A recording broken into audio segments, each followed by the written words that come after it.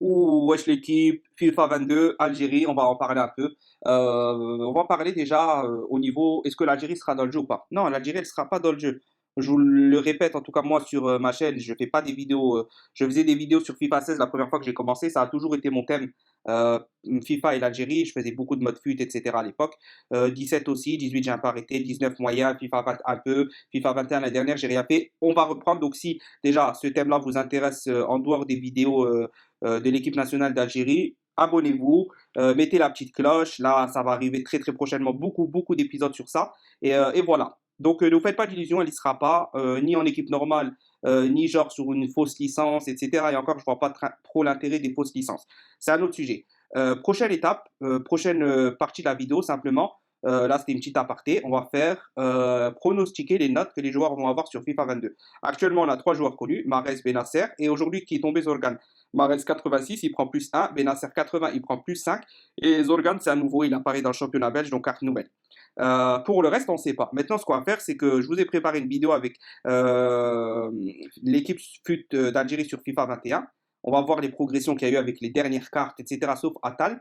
Et on va pronostiquer un peu, éventuellement, ce que tel joueur peut prendre ou baisser selon leur saison. Donc, je vous invite à participer en commentaire, à me donner votre avis sur les éventuels plus combien de chaque joueur. S'il y en a qui vont baisser, augmenter, vous attendez qui de très très bon dans le jeu. Et aussi, comme ça, on verra ensemble si on a raison, on verra qui a eu plus raison, qui a bien pronostiqué ou pas. Et dès que ça sortira, je referai la vidéo avec les vraies notes et on verra ce que ça a donné. Donc, je vous laisse avec la vidéo, maximum de pouces bleus là. Ouh, wesh l'équipe. Donc, on se retrouve pour la vidéo où on va un peu pronostiquer les notes. On a une semaine de la sortie de FIFA 22. L'Algérie ne sera pas sur FIFA 22 comme ça pouvait être lancé, etc. Chaque année, c'est les mêmes rumeurs. Moi, je fais des vidéos sur FIFA depuis quasi 4 5 ans. Bon, au début, j'en faisais pas mal sur FIFA 16, FIFA 17. Après, ça a un peu arrêté. FIFA 21, j'en ai fait quasi aucune. J'ai juste fait les présentations de l'Algérie au début du jeu. Mais cette année sur FIFA 22, on va essayer de faire beaucoup plus de fut, etc. On va essayer de faire beaucoup plus de vidéos. Donc là, on part sur un pronostic des notes. Donc les notes ne sont pas dévoilées. On sait que Benacer a 80 et passe 75 à 80. On sait que Marez a 86 et est à 85 l'année dernière. On sait aussi que c'est tombé, j'ai vu aujourd'hui, Zorgan qui va d'arriver en Belgique. Donc il n'était pas sur le jeu l'année dernière. Et à 4, 68. 68, donc bon. Pas trop de débat, les gens ne le connaissent pas, il vient d'arriver en Europe, on va pas juger sur ça. On va pronostiquer les notes. La web application sort, je crois, demain ou après-demain. On pourra avoir toutes les notes cette fois-ci. Je ferai une vidéo dessus, mais là, on va pronostiquer. Ukidja, grosse saison. Il était à 72, 73, je crois. Non, 73, 75, je sais plus. L'année dernière, là, j'ai pas les notes officielles parce que c'est les boosts, etc. Mais je m'en rappelle à peu près. Et là, il a 80 en tot. Donc, je pense qu'il va passer à 77. Dans les commentaires, je vous invite sur chacune des notes à pronostiquer les joueurs que vous pensez qui vont être pas mal améliorés, etc. J'attends vos commentaires. Par exemple, à Boudaoui, on peut miser quand même sur lui. À Ben Rahma, moyen. Mais voilà, il y a des joueurs qu'on peut essayer de pronostiquer des bonnes cotes. Je vous invite à le faire en commentaire et on verra qui aura raison à la sortie du jeu. Bref, Ukidja. Mandy, 79, saison stable. Il va rester, je pense, à 79, peut-être monter à 80 pour l'expérience qu'il engrange, etc. Mais je pense plutôt qu'il va rester à 79. Vence Baini, 79, il n'a pas bougé, aucune tote cette année, rien. Donc, mais il a fait une bonne saison quand même. Donc je pense à 80, ça serait mérité pour lui. Goulam dans le jeu, bah, on l'utilise parce qu'on n'a pas trop le choix. Fares n'a pas un super niveau. Donc sur Goulam, il joue plus depuis des années. Déjà qu'il a 79, c'est très bien. Je pense qu'ils vont le baisser cette année. Ça commence à faire pas mal d'années. Il va sûrement descendre à 77 à mon avis. Atal, il était à 79 au début de la saison.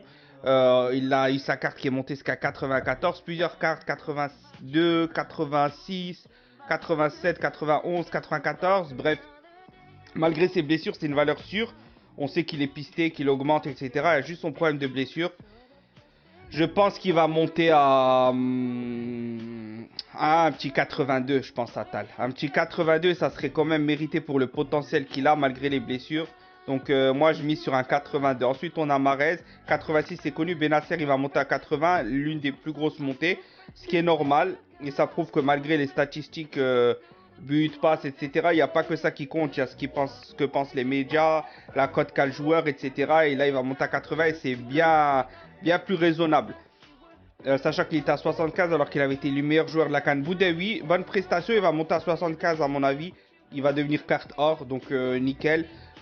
Ben Rahma 77, il prend en cote, il a fait une saison moyenne d'adaptation à West Ham l'année dernière. Là, il monte bien, donc je pense que FIFA va peut-être mettre ça à jour, mais c'est pas sûr. Mais moi, je prévois 79-80 pour Ben Rahma. Mais je pense que s'il fait une grosse saison, l'année prochaine, là, ça sera son vrai potentiel. Il va monter à 84-85 comme un Mahrez. Peut-être ou un peu en dessous. Delors, il était à 78 en début de saison. Il a fait une très très bonne saison avec Montpellier. Normalement, ça devrait être mérité à 82. Mais je pense que FIFA sous-cote un peu, donc ils vont le mettre à 80 à mon avis. Rezel, il était parti à 73, il est monté à 86. Donc, ouais, il a fait une grosse saison à Beşiktaş, ils ont gagné des titres. Un bon 78, ça serait très mérité pour Rezel. Je vous cache pas, un bon 78, voire normalement un 80, parce qu'il a quand même, dans son championnat, ça a été peut-être le meilleur joueur du championnat hein, cette année. L'année dernière, pardon. Donc, mais je prévois à 78 parce que les joueurs algériens sont quand même toujours sous-cotés. Ensuite, pour le banc des remplaçants, Slimani 67, il va rester pareil. Peut-être 78, même pas 77. Ferouli risque de baisser, ça stack, c'est comme le même cas que Goulam. Il va descendre à mon avis à 77, 78, pareil que Goulam, je vois. Ferhat 75, petite progression. Mais il n'a pas eu le transfert qu'on attendait, donc il va un peu augmenter, mais pas beaucoup, peut-être 76. Ben Taleb, ça va être la chute libre, il va passer en carte d'argent. Je sais même pas s'il sera dans le jeu, je crois. Donc, ouais, ça va être chaud pour Ben Taleb, peut-être un 72. 72. Boulaya, grosse évolution à prévoir. Boulaya, bah, je pense qu'il va passer quart or. Moi, je verrais bien avec un petit 77, Boulaya, honnêtement. Ounas, il va passer en quart or à 75, à mon avis, à Naples. Belkebla, il va stagner 73. Mbolhi, rien à dire, il va stagner. Boudebouz, il va peut-être même baisser en 75 tout pile. Belaïli sera plus dans le jeu. Ben Lamri sera plus dans le jeu. Taider, je sais pas ce qu'il fait à MLS, on n'en entend pas parler. Il va rester à 75 à mon avis.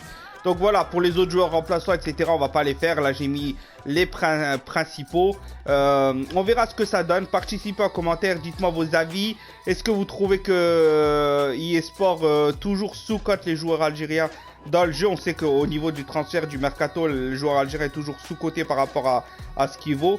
Est-ce que vous pensez que dans FIFA c'est pareil? Moi j'ai toujours pensé que c'était plus ou moins pareil sur certains joueurs.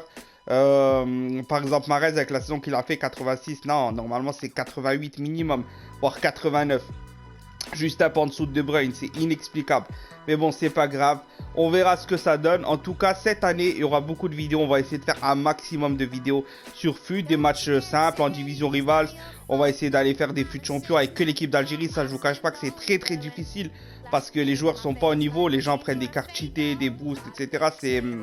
C'est très compliqué à moins d'être un joueur pro, etc. où tu peux tenir, mais sinon c'est d'avoir un excellent niveau, mais sinon c'est compliqué. Peut-être aussi que je vais organiser des tournois FIFA 22 entre joueurs algériens, etc. sur FIFA. On verra bien, donc voilà, on verra bien ce que ça donne.